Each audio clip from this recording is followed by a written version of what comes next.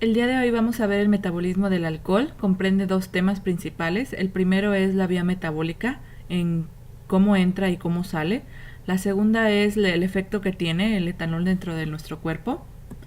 Comencemos viendo la vía metabólica. En amarillo están las sustancias que se están produciendo. La principal es el etanol y se degrada hasta producir energía. Antes de eso el etanol se transforma en acetaldehído a través de dos vías principales. Hay más, pero estas son las dos principales. La primera, que es la que cursa la mayor parte del tiempo, es la alcohol deshidrogenasa. Y la segunda es por el citocromo P450, que se conoce también como el sistema microsomal. Esta segunda vía está activada en el caso del alcoholismo crónico o aquellos usuarios que están ingiriendo etanol de manera crónica. Así que la vía principal, la de un alcoholismo social, es la alcohol deshidrogenasa. Una vez que el etanol se transforma en acetaldehído, esta molécula, el acetaldehído, es la que nos provoca todos esos efectos de la borrachera. El acetaldehído se transforma a su vez en ácido acético, que no es otra cosa más que otro nombre para el vinagre. Y ese ácido acético se transforma a su vez en acetil-CoA. Esta molécula seguramente le suena familiar porque está involucrada en diversas rutas metabólicas. Por ejemplo, tenemos que el acetil-CoA se puede transformar en ácidos grasos, en grasa, en energía o en cuerpos cetónicos. ¿De qué dependen estas tres vías? Pues de la cantidad de etanol que se haya transformado y de la cantidad de sustratos, si es que comimos y bebimos, o si era un estómago vacío. De ahí depende en qué se va a transformar mayoritariamente ese acetil-CoA. Bien, ¿cuál es el paso del alcohol en el organismo? En la parte de izquierda tenemos con rojo pues cómo llega y cómo se absorbe. Entra por la boca y luego va bajando, y tenemos el punto número 1 que dice que se absorbe el 20% de alcohol en el estómago. El restante se va al intestino delgado en el número 2, y en el intestino delgado se va al cerebro. Dice que se va, circula por el cuerpo y llega al cerebro. No crean que llega así el etanol tal cual, sino que también ya llega una forma que es el acetaldehído, que quedamos que ese es el que nos pone chukis. Entonces el acetaldehído, una vez que está en el cerebro, se combina con los neurotransmisores, por ejemplo con dopamina, con serotonina, y se transforma en esta molécula que se llama TIC. La TIC es una sustancia que está comprobada que tiene efectos adictivos. Por ejemplo, en el caso de personas que consumen heroína, se encontró la presencia de esta sustancia en sus cerebros, y se hizo otro estudio con ratitas de laboratorio que tenían unas ratitas que les ponían un platito con agua y vodka y no tomaban agua, hasta se morían de sed por no ingerir el alcohol. Pero les dieron un shot en el cerebro, les inyectaron la TIC, esta hormona que les digo. ¿Y qué pasó? Pues que las ratitas se hicieron alcohólicas. Ahora sí que entre menos agua tuviera el recipiente y más alcoholito, pues más felices estaban las ratitas. Entonces, en el caso de alcohólicos crónicos que ven que tienen 10 años, 15 años, 20 años y consumir alcohol, que están sobrios y que de repente tienen recaídas, ahora sí que no es que ellos quisieran, no es que lo hagan a propósito o que son conscientes, no, es tal cual una enfermedad. Es porque esta sustancia, el TIC, una vez que se produce, no se puede desechar, no se puede borrar tal cual tan rápidamente.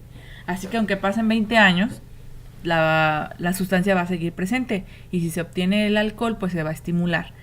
De ahí salen los efectos adictivos. ¿Qué maneras tenemos para eliminar el alcohol? Que las tenemos en gris. La primera es el hígado, por supuesto, es el que se encarga de metabolizarlo. Tan es así que ahí está el segundo sistema, recordarán el microsomal, en el citocromo P450. De ahí que ya el hígado ya lo metabolizó, se puede ir a los riñones para ser filtrada todas las sustancias de desechos. La orina, pues obviamente aumenta la cantidad de orina, es diurético de cierta manera, y otra parte se va hacia los pulmones y ahí sale detectable en el hermoso alcoholímetro. Entonces, recordando, en el hígado se produce el metabolismo del alcohol que va desde etanol hasta energía, o puede derivarse en tejido adiposo para producir los triglicéridos o en cuerpos cetónicos también, dependiendo del sustrato disponible. Dice que el alcohol se absorbe por difusión porque es altamente soluble. La fórmula química del alcohol le involucra o le da la propiedad de que tiene un grupo funcional que se llama OH, hidroxilo. ¿Y cuál es la fórmula del agua? H2O. Como tiene esa molécula, ese grupo funcional, entonces el alcohol es una sustancia muy soluble, tanto en agua, pero también en grasas. Por eso es que puede perfundir por las células, que acuérdense que las membranas celulares están hechas por una bicapa de lípidos y una de proteínas. Entonces, pues la mayor parte del alcohol se metaboliza en el hígado. El hígado no crean que es nada más ahí en el citocromo, sino que también la alcohol deshidrogenasa, la mayor cantidad de alcohol deshidrogenasa está en el hígado. La excreción final se realiza por vía respiratoria. ¿Y cuáles son los efectos que tiene el alcohol en el organismo? Pues en la parte de abajo, si vemos acá, a ver si no se mueve esto, aquí está. El etanol, ven, aquí está el OH que les estaba contando, esto es lo que lo hace soluble. El etanol se transforma en acetato, que es ácido acético. ¿Qué le pasó entre una molécula y otra? El OH, el H más bien se fueron los hidrógenos. Se le quitaron 3 hidrógenos. Entonces, ¿qué está pasando acá? Pues bueno, estos que tienen aquí los NADs son los encargados de llevar y de traer todas esas H, todos esos hidrógenos. ¿A dónde los lleva? Bueno, los lleva a la cadena de transporte de electrones, los puede utilizar para otras, son otras coenzimas que les ayudan a las enzimas a funcionar. Se pueden utilizar de varias maneras. Ustedes las han visto en las diferentes rutas metabólicas. Entonces, para que el acetato se transforme en piruvato, necesita la ayuda de uno de estos transportadores. Ahora, este piruvato que ya se produjo se transforma en lactato y otra vez se vuelve a oxidar. Acuérdense que se oxida cuando se le quitan y se reduce cuando se gana. Si ustedes ven la molécula del piruvato, ¿dónde está? Aquí. Tiene aquí un CO, un monóxido de carbono. Y cuando se transforma en lactato, estas dos H que estaban aquí se suman acá. O sea, se las fue a poner acá. Entonces, al final se oxidó porque perdió las dos moléculas de hidrógeno. Y se redujo porque de no tener nada, ganó. ¿Ok? Entonces, ¿qué pasa? Aquí dice que hay una baja concentración de glucógeno y una baja concentración de glucosa. O sea que se produce una hipoglucemia. Una baja concentración de glucosa en sangre, sabemos que es una hipoglucemia. ¿Pero por qué? Bueno, pues hagan de cuenta que esta transformación que se da entre el NAD oxidado y reducido tiene un impacto en las vías metabólicas. Si ustedes se acordarán de sus primeros cursos de bioquímica, hay formas para regular las rutas metabólicas. No es que siempre estén prendidas todo el tiempo y gastando energía a lo loco, sino que se pueden regular por hormonas, por enzimas, por nutrientes que hagan falta o por excesos también. Entonces, un exceso de este NAD que está reducido inhibe la ruta metabólica, inhibe que el lactato se pueda integrar a la ruta de la gluconeogénesis. Entonces, eso no va a producir glucosa y por ende va a haber una disminución en la cantidad de glucosa disponible en sangre. ¿Ok? Entonces, ¿por qué hay inhibición de la gluconeogénesis? Porque hay mucho NAD reducido en la sangre. Esa proporción que está a favor del NAD reducido impide que las moléculas del ciclo de la glucólisis se puedan activar. y entonces ese lactato se va a ir acumulando en la sangre y se va a producir un estado de acidosis. ¿Ok? Pero quedamos que al acetil-CoA pues tenía 3 destinos diferentes. Otro efecto que tiene es que nos pone gordos. ¿Por qué el alcohol engorda? Bueno, pues porque dependiendo de tus necesidades, tus requerimientos energéticos en ese momento en que estés tomando, o si estás tomándotelo puro, si te lo estás tomando con refresco, si te lo estás tomando con comida, pues tiene que ver el sustrato que estás ingiriendo. Entonces, si estás muy a gusto sentado, tomando como campeón, y no estás haciendo ningún tipo de ejercicio o algo así, no estás en un déficit de energía en ese momento, entonces el acetil-CoA se va a transformar en cuerpos cetónicos o en acil-CoA. Entonces ese acetil-CoA se transforma en acil-CoA y se transforma en triglicéridos. TAG significa triacilglicéridos, que para pronto significan los triglicéridos, que es igual a grasa, a lonjitas. Entonces los cuerpos cetónicos se van transformando porque ese acetil-CoA no pudo entrar al ciclo de Krebs. En vez de transformarse en energía, como a la derecha, se transforma en cuerpos cetónicos. ¿Por qué se da eso? Acuérdense de la diapositiva pasada. Si hay hipoglucemia porque la cantidad de NAD reducido está muy elevada, entonces no va a haber glucosa en sangre y el cuerpo va a requerir energía de algún modo. Entonces lo que hace es que ese acetil-CoA que se había producido de la ingesta de alcohol, lo va a transformar en cuerpos cetónicos directamente en lugar de mandarlo al ciclo de Krebs. Una, porque también esa desproporción causa que una enzima del ciclo de Krebs esté inhibida, ¿sale? Entonces por eso no se puede transformar el acetil-CoA en energía por el ciclo de Krebs, porque como hay mucho NAD reducido, se inactiva una de las enzimas de Krebs. Entonces ya te cortaron un camino. Todo esto depende, por supuesto, o sea, qué caminos se cortan y qué no, depende mucho de la ingesta de alcohol. Estaba revisando en los artículos de al menos 10, una concentración de 10 milimoles es suficiente para producir la inhibición de la gluconeogénesis. Y una concentración de 18 milimoles son suficientes para que ya no puedas manejar. Entonces, si se fijan, empiezan a entrar en hipoglucemia mucho antes de que ya no puedan manejar. Casi desde el primer trago. No beban, muchachos, sean sanos. Entonces, bueno, ¿qué tiene que ver el alcohol con los fármacos? Este no es tanto de los temas que tengamos que ver, pero es un dato bastante importante de por qué no se pueden mezclar el alcohol y los medicamentos. Porque los dos se metabolizan en el mismo citocromo, el P450. De hecho, también algunos alimentos se sintetizan en el mismo citocromo y es por eso que en farmacología ustedes vieron la interacción de los alimentos con los fármacos, ¿sale?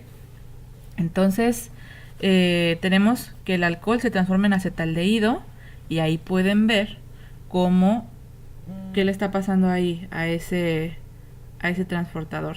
Se está oxidando, se está reduciendo. Tin, tin, tin, tin, tin, tin, tin. Correcto, se oxidó. ¿Por qué se le quitaron? Se le quitaron estas H's. ¿Ok? ¿En dónde están estas H's? En la molécula del acetaldehído. Ok, entonces, mientras tanto el fármaco se transforma en un metabolito. Este metabolito, como les había dicho ya en clases pasadas, puede transformarse en un metabolito activo o con actividad farmacológica o inactivo, que va directamente a excreción. Y la parte más importante, ¿por qué no los puedo mezclar? Porque estoy forzando el citocromo, ¿ok? No se pueden mezclar las dos cosas. Puede generarse un metabolito altamente tóxico. Bien, entonces, ¿qué es lo que está pasando? ¿Qué daños pueden causar a mediano o largo plazo el consumo de alcohol? Pues el primerito es el hígado graso. Ya saben que el etanol, ya vimos que tiene 3 maneras de sus destinos, tiene 3 destinos diferentes. El primero es energía, si todo está bien. El segundo es cuerpos cetónicos, si el NAD reducido está alto, si hay cantidades altas de este tipo de NAD. Y la otra es que se transforma en triglicéridos, o sea, grasa. ¿Y a dónde creen que se va a ir la grasa? No se va a ir a las lonjas. Se va a quedar primero que nada en el hígado. y eso va a producir el hígado graso, que va a disminuir la actividad hepática. Y eso puede derivar en hepatitis, que si no se cuida, puede evolucionar hasta cirrosis y cáncer, ¿ok? Entonces ya en estas últimas 2 etapas, como pueden ver, ya no hay un daño, es un daño irreversible, no hay mucho que hacer, más que mantenerla a la gente viva y con la mejor calidad de vida posible. Y o un trasplante, ¿verdad? Pero normalmente los que tienen cirrosis hepática por alcohol, pues no son aptos o candidatos para trasplantes, tristemente. ¿Por qué? Porque ya tienen en su cerebro esa TIC que les estaba hablando antes. Así que aunque les den un hígado nuevo, si vuelven a probar alcohol van a caer en lo mismo. Ahora, ¿qué tiene que ver la adulteración de las bebidas? Bueno, que ha estado de moda, por cierto, últimamente. Han visto que para adulterar bebidas hay 2 distintas maneras. La clásica, que es que la mezclen con agua, pues obviamente ya borracho ni cuenta te vas a dar. Lo único que quieres es estar tomando, ya pierdes la sensibilidad. Entonces es la manera más fácil y barata. La segunda es que pongan metanol, y es el mentado alcohol metílico o el metanol. Es el que los deja ciegos. ¿Pero por qué nos deja ciegos? ¿O de dónde viene? ¿Qué hacen o qué? Bueno, se ha dicho, y es cierto, que entre más caro sea una bebida, un licor, es porque ha sido sometido a más procesos de destilación. Si ustedes recordarán la manera en la que recolectamos la muestra de orina, siempre se recolecta del chorro medio.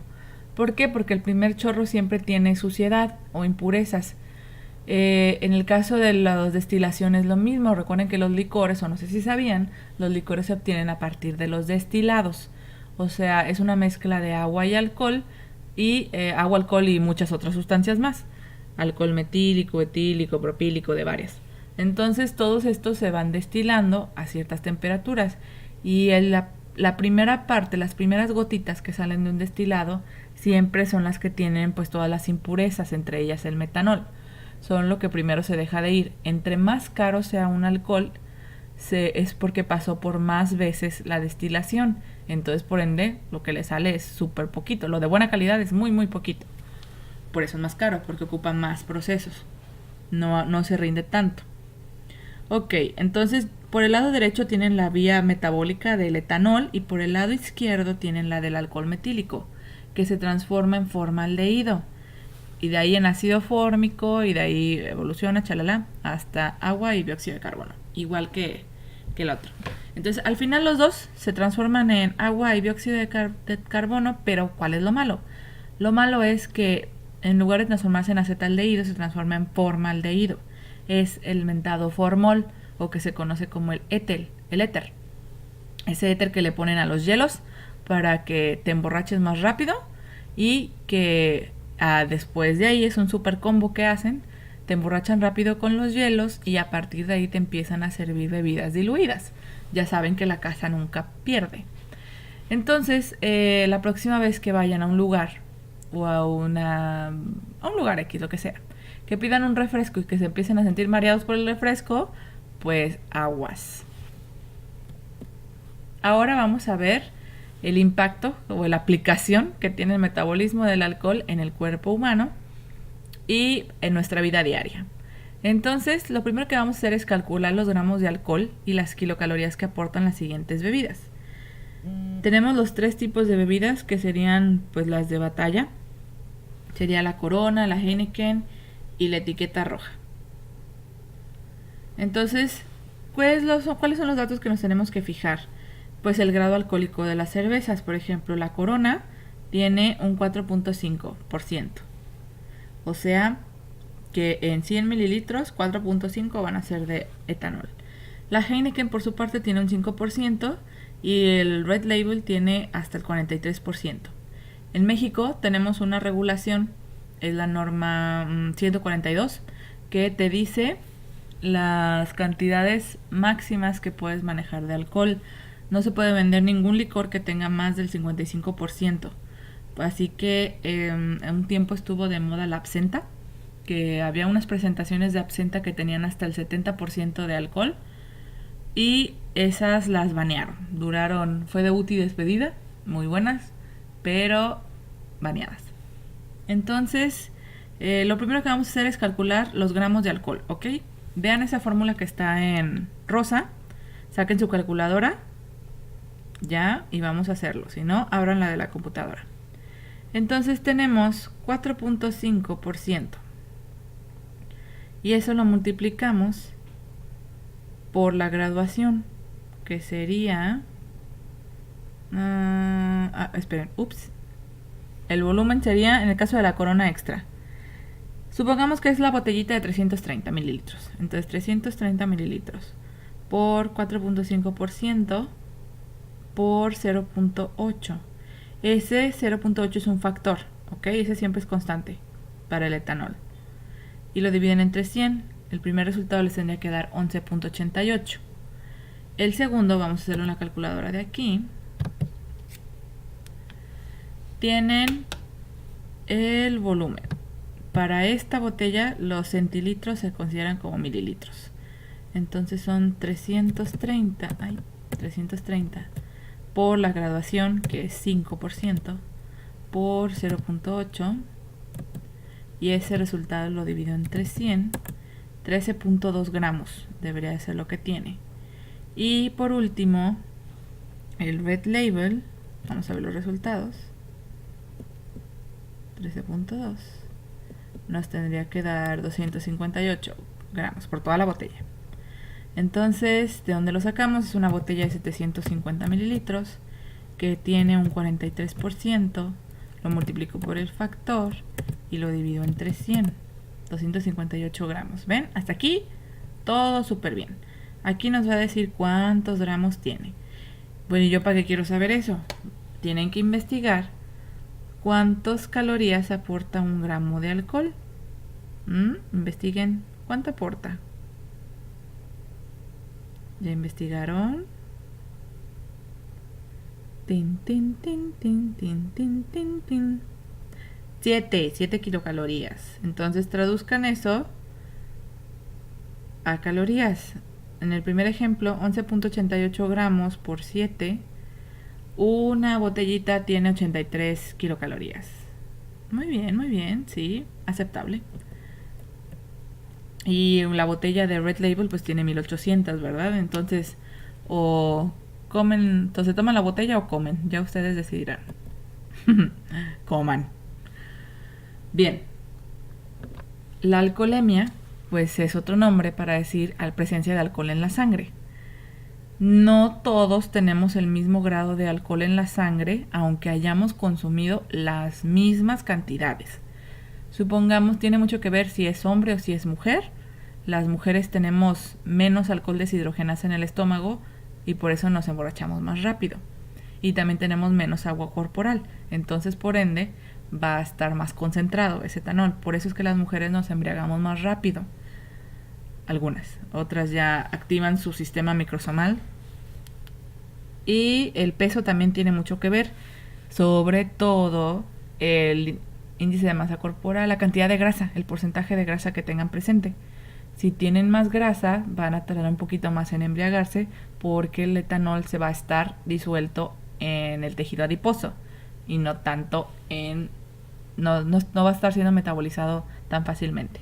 O sea, sí se emborrachan un poquito, tardan en emborracharse, pero lo tardan en metabolizar también. No crean que van a pasar rápido el alcoholímetro.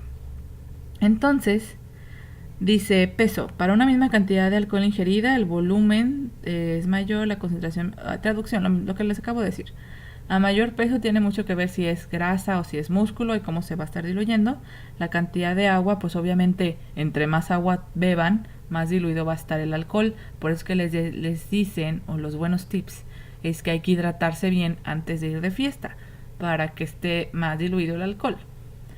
Y estas 3 fórmulas, anótenlas, porque son las fórmulas de vida que van a requerir para que no terminen en el torito y que los tenga que ir a sacar uno, ¿verdad? O sus papás.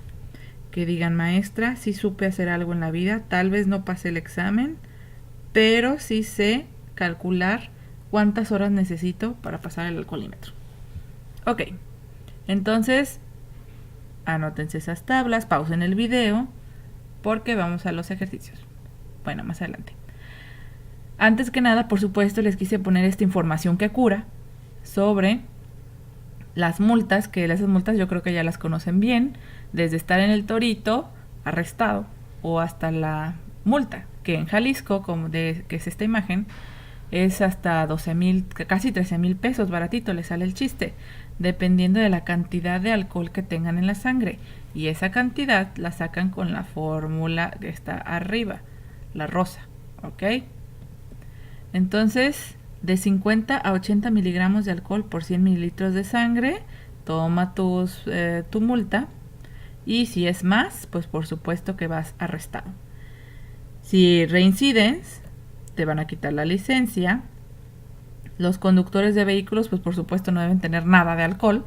Así que no vale el hecho de que, ay, es que me enjuagué, el enjuague bucal. Pues no, nada. Así que vamos a ver estos ejercicios que les decía, lección de vida. Hay que calcular el nivel de alcoholemia y el tiempo necesario para que se elimine del organismo el alcohol de Carmen y de Javier. Entonces Carmen es de 18 años, 50 kilos, Aries, ha consumido 3 cervezas de cuartito y la cerveza, de las de 250, esa Carmen. Y la cerveza tiene 5.5 grados de alcohol. Y el otro ejemplo es Javier, de 18, 65 kilos, consumió 2 cervezas, una cubata de ginebra, o sea, como un shot de ginebra. Vamos a ver estos son los resultados y cómo llegamos a esa conclusión. Vamos a ver primero qué es lo que les estamos solicitando. El primero dice calcula el nivel de alcoholemia, o sea, cuánto alcohol hay en la sangre. Eso lo vamos a hacer con la fórmula rosa que les puse en la diapo pasada. Pero para poder acceder a la fórmula de la alcoholemia, si ustedes ven, necesitan los gramos de alcohol ingeridos. Y esos gramos de alcohol ya los sacamos de la fórmula pasada. Las demás es sustituir. Para las horas para pasar el alcoholímetro, pues es sustituir el resultado de la rosita. Entonces, ahorita nada más es cuánto tiene de alcohol en sangre y cuánto tiempo va a pasar para que pueda pasar el torito. Entonces, las horas de eliminación. Nada más las horas de eliminación total. Hasta que llegue a 0, no hasta que ya no dé positivo. Entonces Carmen dice que se tomó 3 cervezas, cada una de 250 mililitros. Si yo multiplico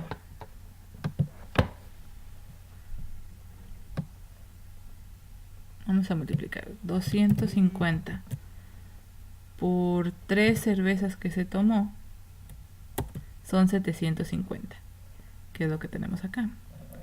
Y la fórmula de grados de alcohol es el volumen que te tomaste por la concentración, 5.5, por el factor, que es 0.8, y lo divido entre 100. Entonces, Carmen tiene 33 gramos de alcohol en su cuerpo, que se fijan, están acá. Ahora, para ver cuánto hay de alcohol en su sangre, lo divido entre su peso y lo multiplico por un factor. Entonces son 50 por 0.6, porque es mujer. O sea, tiene 0.396. No. ¿Dónde está? Así. Eso es 33. Entre. Abrimos paréntesis. Ay, ¿qué hice? No. 33 entre 50. No. 50 por 0.6.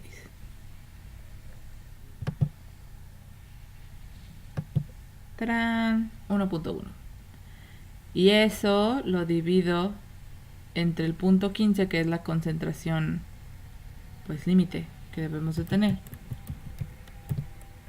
y me da lugar a 7 horas. Necesita 7 horas para poder erradicar el alcohol de su organismo. Y hacen la misma operación para Javier. Dice 18 años, 65 kilos. Vamos empezando calculando los gramos de alcohol. Entonces, él ingirió 2 cervezas de 250, o sea, 500 mililitros. Y la cerveza tiene 5.5 grados de alcohol por el factor que es 0.8, 2200. Pero también consumió el shot de ginebra. Entonces se fijan que es lo que hicimos acá. A la fórmula, aquí el primer paréntesis es todo lo que se tomó de cerveza y el segundo paréntesis es todo lo que se está tomando de la ginebra. El resultado del primer paréntesis me da 2200, guarden este dato. Y el segundo, lo vamos a sacar aquí. No me acordaba que tenía los poderosos paréntesis. Entonces son 70 mililitros que se tomó de 40 por 0.8. Cerramos el paréntesis. Esto da igual a 4440 y lo divido entre 100. 44.4 gramos fue lo que ingirió de alcohol. Eso lo vamos a dividir entre sus 65 kilos por 0.7 porque él es varón, o sea, él puede procesarlo un poco mejor. Entonces, ¡ay, no! ¿Qué hiciste?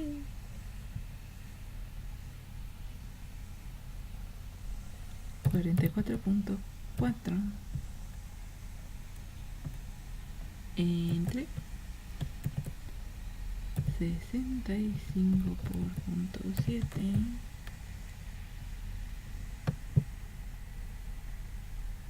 Sí, 0.97. Y eso lo divido entre 0.15, que es la cantidad mínima probatoria que debemos de tener. O sea, 6 horas y media necesita el chico para eliminar para que su hígado elimine todo el alcohol. ¿Sale? Entonces les vamos a poner ejercicios para que ustedes puedan adivinar cuánto van a requerir. Si ustedes quisieran saber las horas que necesitan para pasar el alcoholímetro, entonces desearían utilizar la fórmula de en medio. En vez de dividir el resultado de esta fórmula entre 0.15, le restan 0.50, que es lo que deberían tener, lo mínimo. ¿Sale? Fin.